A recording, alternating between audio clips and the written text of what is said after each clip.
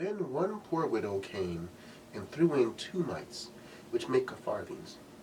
So he called his disciples to himself and said to them, Assuredly I say to you, that this poor widow has put in more than all those who had given to the treasury.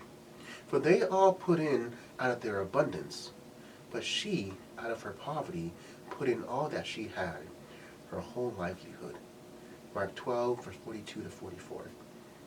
When Alaska experienced a terrible earthquake many years ago, the governor's wife said that many phone calls came to the governor's mansion. She answered most of them, and usually they were demands that she do something for some relative or some friend. But she received a letter from a 10-year-old boy in the Midwest who sent her 2 nickels. If you need any more, he wrote, please let me know. There is faith in all its shining splendor. 2 nickels are not much, but they are probably all the boy had. He was one of those persons who thought it is better to do his best, even if it is small. The widow and the little boy illustrate a facet of human life that is disturbing. Wealthy people seldom give their all, though occasionally a poor widow may do so. Mature people didn't give their last 2 nickels to the governor's wife. It was a little boy.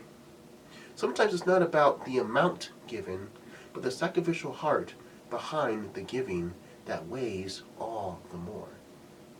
Generally speaking, churches do not depend on the liberal gifts of wealthy donors, but on the multiplied small gifts of common people.